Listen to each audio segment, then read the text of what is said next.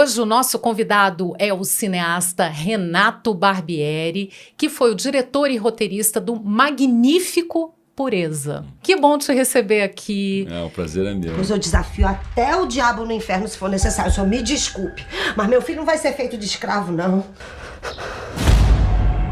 Assisti o Pureza 2 vezes, chorei nas 2 vezes. Uau. O filme é muito emocionante, muito delicado e joga a luz num problema que a gente achou que no século XXI a gente não viveria mais no país, né? Infelizmente, é. É verdade, é. Você está há mais de 10 anos, você me falou, produzindo, pensando, roteirizando, fazendo, né, o Pureza. Como é que você pensou em abordar essa questão? Foi mais pela história da mãe em busca do filho? Foi mais pela situação que a gente ainda vive no país de trabalho escravo? O que te puxou mais para esse tema? Bom, a gestação foram 12 anos. 12 anos. 12 anos de gestação. Eu costumo dizer que eu passei por todos os signos do zodíaco chinês. Os 12. Então tem influência dos 12 signos do zodíaco chinês, em Pureza. Várias coisas amarraram. Um projeto que me seduziu muito desde o início, porque ele é um drama pessoal. Uma mãe em busca de um filho, né, Dona Pureza em busca do Abel, que ela desconfiava que estaria escravizado, não teve mais notícias dele, então ela imaginou isso. Eu sou uma mulher simples de Bacabal, eu mal tenho instrução. Eu vi os trabalhadores sendo maltratados, morto, enterrado, pendurado em árvore. Francisco, vai beber dessa água? Também um drama social, histórico, secular brasileiro. E eu trabalho muito com a história do Brasil, né? Eu tenho uma visão de que a história é o presente, a história não é o passado. É o passado vivo, presente. E isso na nossa sociedade é muito claro. Se você vê um afro-brasileiro homeless na rua à noite, passando frio, sem teto, isso é 5 séculos de escravidão. Entendeu? Aqui é a nossa história ali naquele cara. Tem uma história de vida, se você for pesquisar os pais, os avós, os trisavós, enfim, a origem dessa pessoa é uma fragmentação pessoal, familiar, muito grave, né?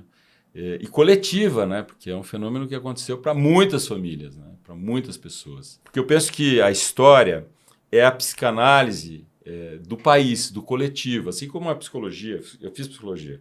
Você é formado em psicologia, na verdade. Psicologia, pela PUC em São Paulo, morava em São Paulo. Né? Assim como a psicologia é a sua história pessoal e você vai recuperar aspectos, traumas, enfim, coisas da sua vida pregressa e atualizar isso, a história ela tem o papel de fazer uma psicologia, uma psicanálise social, coletiva de um país ou de um continente. Então, me interessa muito a história, né, como cura. Então, a gente tem que conhecer a nossa história.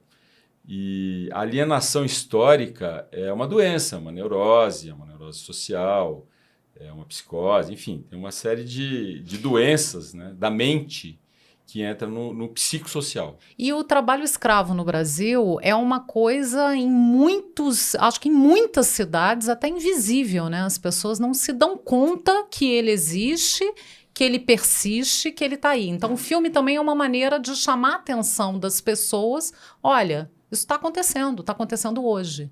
Pois é, a gente naturaliza a escravidão. A forma como acontece a escravidão não é aquela escravidão das correntes, da bola de ferro, enfim, do pelourinho, como foi a escravidão clássica, né? Mas a escravidão que começou no dia 14 de maio de 1888 e vem até hoje, que é a escravidão em sua forma contemporânea, ela começou no dia seguinte. Essa escravidão foi naturalizada. Às vezes ela acontece em casa, muitas vezes ela acontece nas casas, porque tem os secretários, enfim, funcionários domésticos que tem uma hora para começar e não tem uma hora para acabar, entendeu? Serve o café da manhã, serve o almoço, serve o jantar e ainda, se bobear, uma sopinha, uma ceia. Então e dia de semana e fim de semana. Então, isso é uma escravidão que está naturalizada, mas é uma escravidão. Isso é uma doença profunda e a gente está nela, assim, cotidianamente. Assim, a vida segue, dessa forma. Ao mesmo tempo, você conseguiu trazer uma história que é universal, que é esse amor de mãe, essa mãe que faz qualquer coisa para encontrar o filho. Isso pega muito e o filme, inclusive, foi premiado em vários países. Tem mais de 20 prêmios. 28 prêmios em 19 países. É o meu segundo filme de ficção, puro ficção, porque eu faço muito ficção com documentário. Depois a gente pode falar do hibridismo, né, que eu trabalho com hibridismos desde o início da minha carreira, né, 40 anos atrás. E depois que eu fiz As Vidas de Maria, que é uma história que eu criei, mas eu não assino o roteiro, a Maria nasceu no dia de Brasília, 21 de abril, é uma ligação minha com Brasília, muito forte também. Nasceu no dia 21 de abril de 1960, então só Brasília mesmo, para você ter uma personagem que tem a mesma idade da cidade, né? Como é que você vai fazer isso com Roma? Só Brasília. E aí, depois de fazer As Vidas de Maria, que eu lancei em 2005, eu falei, não, agora eu quero uma história muito universal e com conteúdo que tem a ver com os conteúdos que eu trabalho, dessa coisa da brasilidade da história do Brasil, dessa nossa psicossocial, o psicossocial histórico brasileiro. E aí, essa história da Dona Pureza, muito inspiradora, eu comecei a procurar histórias universais. Eu queria me comunicar também com outros povos e culturas. Porque o mercado brasileiro, ele não veste a nossa camisa. Isso é um outro assunto que eu quero falar contigo também, inclusive de público e de investimento que é preciso fazer no cinema, investimento em todos os aspectos, de tempo, de dinheiro. Mas eu queria saber primeiro dessa Dona Pureza. Essa figura, essa busca universal e esse amor universal que eu acho que todas as mães do mundo se identificam. É verdade. Mulheres se identificam com a história da Mãe de Cristo, de Maria. Muitas pessoas são devotas de Maria, né? Tem vários nomes de Maria, né? Vários nomes. Maria Aparecida, Anunciação, Bom Parto, enfim, tem muitos nomes. E a Dona Pureza, ela é uma Maria. Ela tem esse amor universal pelo filho. E a Dona Pureza é uma figura tão inspiradora e o amor dela é tão transbordante que não cabe em nenhum lugar, nenhuma sala, nenhuma igreja, nenhuma catedral. É transcendental. E foi esse o motor do filme Pureza. Foi essa mulher. Se não houvesse a Dona Pureza, não haveria o filme Pureza. Entendeu? Ela criou o filme Pureza. Né, através de nós. E tem uma coisa muito interessante que eu já ouvi você contando, que o primeiro contato que você teve com a Dona Pureza real, não a Dira Paz, que a gente já enxerga a Dona Pureza agora na Dira Paz, mas com a Dona Pureza real, ela disse que tinha recebido uma mensagem na igreja dela de que ela ia ser vista pelo mundo, pelos olhos do mundo. Eu queria que você contasse essa história, porque eu achei isso tão interessante. Então, aí eu estava procurando essa história universal, aí um fotógrafo de Brasília, chamado Hugo Santarém, ficou sabendo, falou, olha, tem uma história da Dona Pureza, e trouxe uma pesquisa que ele tinha feito sobre a Dona Pureza. E aí eu me encantei na mesma hora, eu falei, é isso que eu estou buscando. Né? É uma história universal e de um drama muito brasileiro. Né? E aí eu falei, bom, agora então, preciso conhecer a Dona Pureza, preciso ir atrás dela e convidá-la, enfim, ela precisa saber que... Né, estamos querendo fazer um filme sobre ela. Ela não sabia disso. E aí, através do Dom Irani Tempesta, que era o arcebispo de Belém à época, hoje ele é arcebispo do Rio, Dom Irani Tempesta, e eu consegui o contato do Padre Flávio, que é o personagem real da Pureza, do filme Pureza, o personagem real, e o Padre Flávio me deu o telefone da Dona Pureza. Foi muito gentil, ele conhecia o Atlântico Negro na Rosa dos Orixás, ele é fã, até hoje ele fala muito do Atlântico Negro, que é um filme meu. E o Atlântico Negro foi, inclusive, matéria do Paz também, né? Do programa de avaliação seriada da UNB. É o primeira obra audiovisual que é a obra de referência do Paz, até hoje. As pessoas têm que assistir o Atlântico Negro porque caem questões de vestibular tiradas do filme. Isso é muito orgulho para nós todos. Mas, enfim, aí eu liguei para a Dona Pureza. Ela atendeu, eu falei, me apresentei, eu sou cineasta, né? Quero fazer um filme sobre a sua jornada heróica, não sei o que e tal. Ela parou assim, Então você faz filmes, né? Tá. Agora eu estou entendendo o que o pastor me falou a semana passada. Ou seja, eu liguei para ela uma semana depois dessa revelação. Que o pastor, ela é evangélica, num transe, que alguns segmentos de evangélicos têm um lance de transe, sabe? Místico, um transe místico, né? E o pastor, num transe místico, virou para ela e falou: os olhos do mundo vão ver você. Aí ela, com sua inteligência, assim, inigualável, ela virou para mim e falou: agora eu estou entendendo o que são os olhos do mundo. É o cinema. Que lindo isso. É lindo, isso é poético. Sensacional. Já começou bem, né? O primeiro passo já foi poético. Isso foi em 2007. 2007. Onde começou essa jornada. Eu queria falar um pouquinho sobre essa questão do investimento no cinema, porque tudo é muito custoso em todos os aspectos, demorado, o investimento, o dinheiro para você fazer um filme, você precisa de muito dinheiro, tudo é muito, e as pessoas às vezes não entendem muito assim, poxa, mas ficou mais de 10 anos fazendo um filme, poxa, mas gastou não sei quantos milhões fazendo um filme. Então, eu queria que você explicasse um pouquinho por que esses processos são tão demorados e tão custosos até financeiramente. Olha, o cinema é uma grande arte. Ele congrega todas as artes praticamente, visuais, musicais, enfim. Engenharia técnica, ciência, lentes. Enfim, é artes e ciências cinematográficas. Né? A Academia de Hollywood está certo quando fala, né? Academia de Artes e Ciências Cinematográficas. Porque é arte e ciência.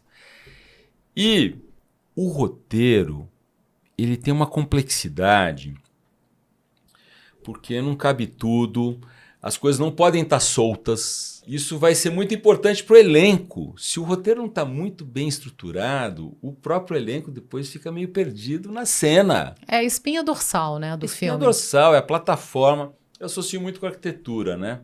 E a arquitetura, você vai montar um edifício, né? Você tem que ter a arquitetura, a planta, a base e tal. Aí você vai levantar as paredes. E tem que ter o cálculo, né? Você tem que ter o Joaquim Cardoso do Oscar Niemeyer. Total.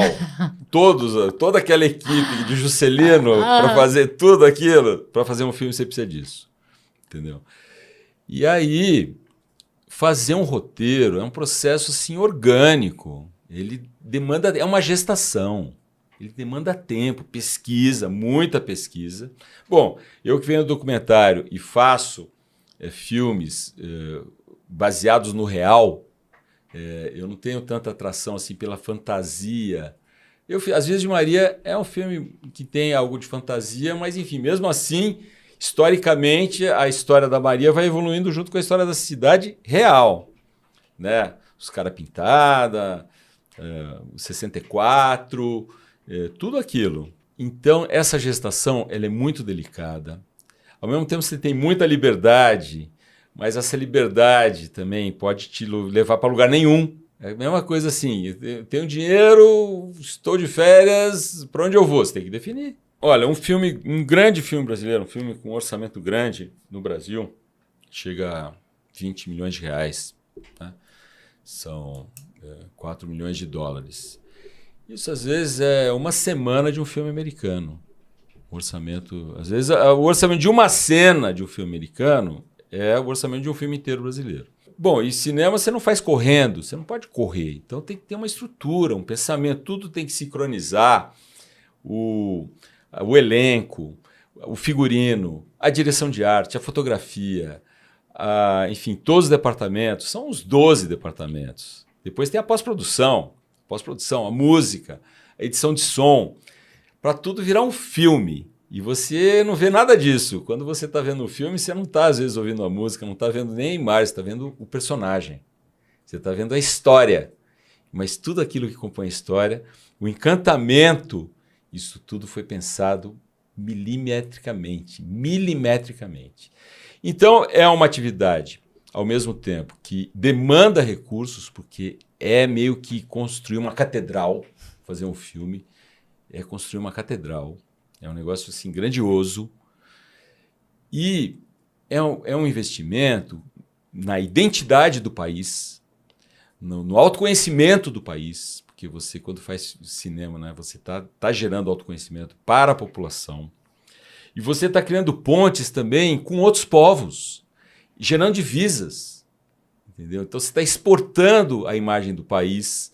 É clássica aquela definição de que a indústria americana foi atrás dos filmes americanos. Os Estados Unidos se fez potência tendo o cinema à frente. Então, isso é uma estratégia de qualquer país que queira, enfim, ter um mercado mundial, ser um player mundial. Imagina o Brasil, com essa riqueza, com essa potência que é esse país, como é que ele não vai almejar ser um player mundial?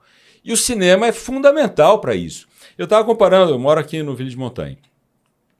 Estava comparando assim, eu saio para caminhar ali na ciclovia, e aí eles estão duplicando. Então eles estão duplicando 5 quilômetros. Sabe quanto custa duplicar? Aí tem aquela placa lá, GDF e tal, realizando o valor da obra. 12 milhões. Então, para você duplicar 5 quilômetros, que não é nada, né, é muito pouco, investe 12 milhões. Então, é o custo disso, né? As máquinas, a engenharia. Ninguém questiona. Esse tipo de coisa, ninguém questiona. Você faz uma estrada, você duplica, isso está tudo certo. Um filme são pontes, são estradas para conexão com outros povos. Então é um negócio assim muito mais grandioso do que a duplicação de uma via. Ele vai muito além do que os 5 quilômetros ali do altiplano ali, enfim, daquela região, né? Um filme ele pode te levar, bom, você viu Pureza, ele já foi para 19 países. Agora eu queria falar sobre essa questão do investimento também, que eu ouvi uma vez você falando que você está muito nessa coisa do documentário e ficção. E a Pureza é uma ficção baseada em fatos reais. E eu ouvi você falando assim, o documentário você pega uma van, coloca todo mundo dentro da van e vai embora. E vai embora. E faz o filme. Já a ficção não, você tem caminhões, você tem uma parafernália de equipamento. Centenas de pessoas. Pois é. Centenas. Então também tem isso, né? Caríssimo. E tem essa diferença. A diária é caríssima, tem uma diferença muito grande. E aí o impacto é muito maior. Não é à toa que o filme de ficção ele tem um poder de comunicação muito maior do que um documentário. O documentário é um gênero de nicho. Você sempre está falando com nicho. Os maiores documentários do Brasil é de nicho. Vinícius de Moraes, entendeu? Elza Soares, Raul Seixas. Raul Seixas fez 100 mil. É nicho. É as pessoas, os amantes de Raul Seixas. Não é todo mundo que ama Raul Seixas, né? Então o documentário é de nicho. Já a ficção, ela pode ser de nicho ou não, ela pode ser universal. Ela pegar geral, né? O Pureza é um exemplo de um filme que pega geral. Mas você tem uma coisa de uma escola do documentário, você fez alguns documentários, eu sempre cito o Bianchetti, que é um que eu adoro, até pela ligação afetiva com a família Bianchetti, e pela importância que ele teve, né, e tem para Brasília. E eu acho que você acabou indo depois mais para ficção, mas você não abandonou o documentário, você não abandonou essa maneira de contar e de tentar trazer o real. E aí eu queria citar, inclusive, no Pureza, que você tem trabalhadores rurais de verdade trabalhando no filme. Isso. Eu acho que a gente vive num mundo de urgências.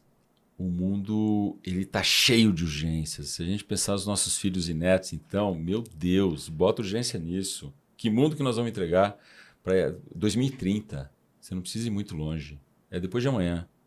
Do jeito que o tempo voa, 2030 é depois de amanhã. Então, e as previsões, os historiadores da ciência, a questão climática, é da maior seriedade. Então, nós vivemos um mundo de urgência. Aí o real, ele traz um apelo, que é o documentário, né? O documentário você vai abordar o real. Não é a verdade, é o real. É diferente a verdade do real. São duas coisas diferentes. O real, ele existe independente do filtro. A escravidão, ela existe.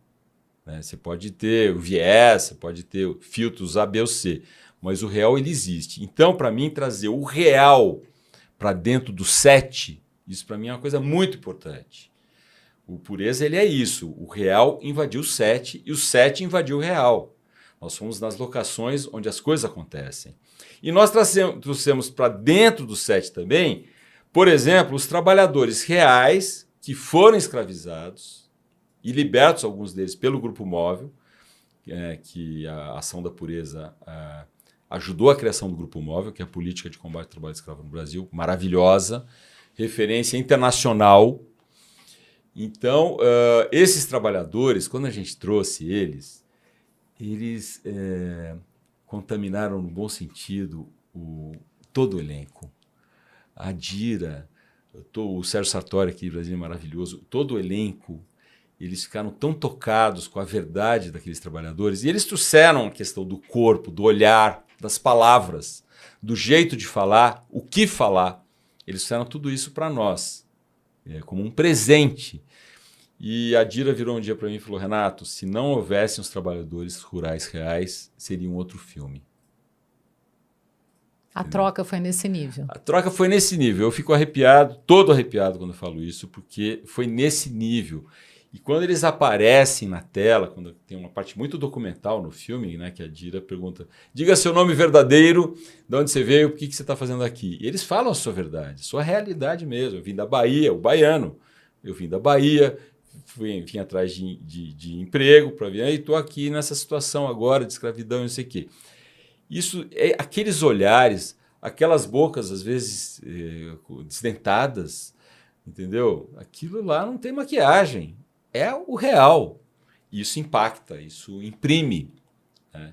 E eu acho que é um dos elementos que faz as pessoas ficarem emocionadas no Pureza, porque quando chega no final do filme e você fica emocionado, é por tudo aquilo que vai se construindo ao longo do filme e que chega no fim você transborda. Sem dúvida. Não dá spoiler. Não. Para quem não assistiu ainda, está disponível em várias plataformas. Várias plataformas. Tá no Now, tá no... Now, Google Play, YouTube, canal do YouTube, que você paga, aluga lá.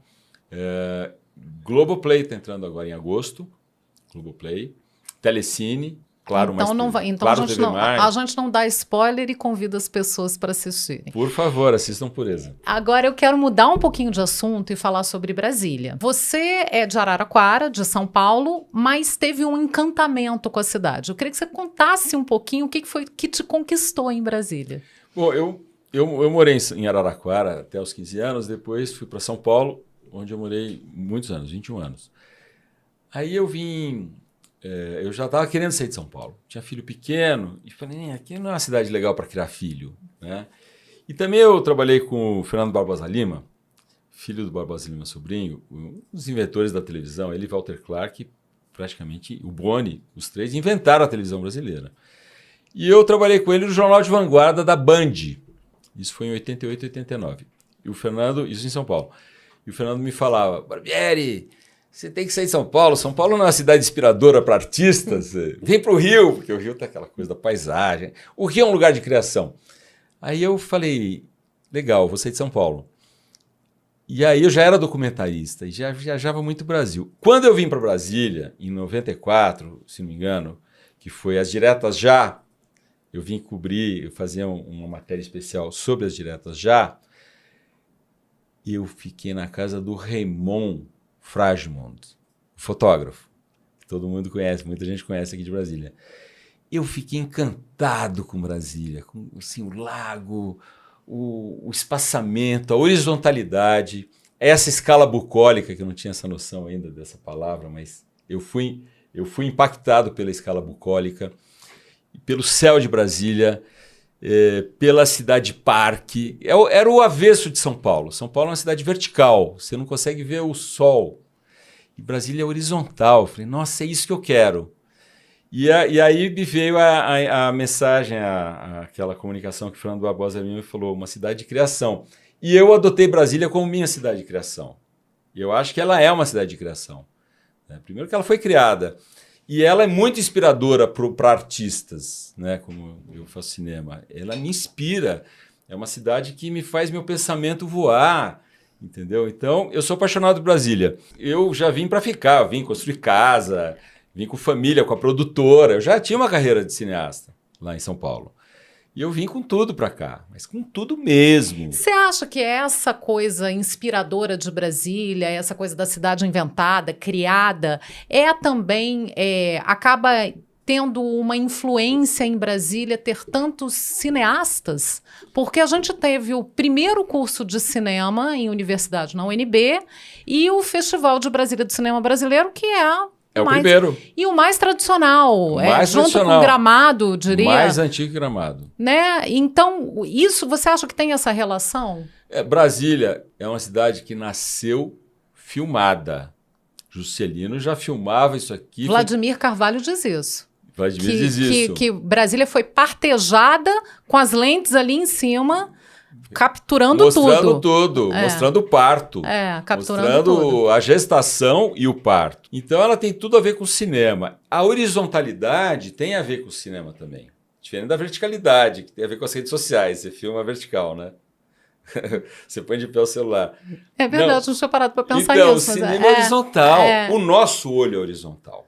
A gente tem dois olhos que eles trabalham na horizontalidade. Então, o cinema tem a ver muito com a nossa conformação humana, de como a gente foi construído na evolução. Eu acho que também o que me inspira em Brasília não é só, e não é pouco, essa Brasília, né, construída pelos candangos e genialmente que Juscelino reuniu uma nata da brasilidade, né? Os gênios, o melhor. Ele trouxe para cá, né? E deve ter chamado outros que acabaram não vindo, enfim. Mas tem uma outra coisa que me encanta aqui, que me liga a minha Araraquara natal, que é o Cerrado. Araraquara é Cerrado. E aqui em Brasília tem uma coisa afetiva com Araraquara. Eu fiz um filme sobre Araraquara, chama Araraquara, Memórias de uma Cidade. E fez vários sobre Brasília. E vários sobre Brasília. Eu já filmei muito Brasília, muito.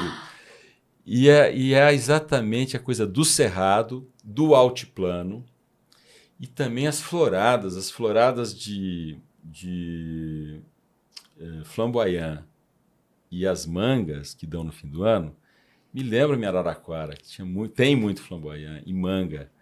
Então, essa coisa me liga. Eu descobri, eu me apaixonei por Brasília também, por causa do Cerrado, que me remete a minha Araraquara. A gente falou de Vladimir Carvalho. Vladimir diz que Brasília produz um cinema que tem uma cara muito própria, que tem uma marca, assim. Você enxerga isso também? Total. Eu conheço, eu sou fundador da CONE, que é a Conexão Audiovisual Centro-Oeste e Norte-Nordeste, e viajo muito, já estive no Brasil inteiro, filmando em festivais, enfim. Eu conheço muito bem o Brasil. E vejo que tem um cinema que tem uma cara paulista, tem um cinema que tem uma cara carioca, gaúcha, e por aí vai. As etnias do Brasil, mineiro, entendeu? Pernambucano.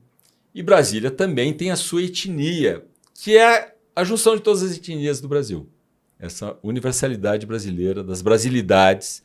Então o cinema de Brasília, ele é diverso, ele é ancorado no documentário, mestre Vladimir Carvalho, o mais importante documentarista vivo hoje é Vladimir Carvalho, mas de longe. Sem sombra de dúvida. Sem sombra de dúvida. Sem sombra de dúvida. Ele gerou, através do curso de cinema também, gerações de documentaristas. Eu já logo vim para cá, eu não era ficcionista ainda.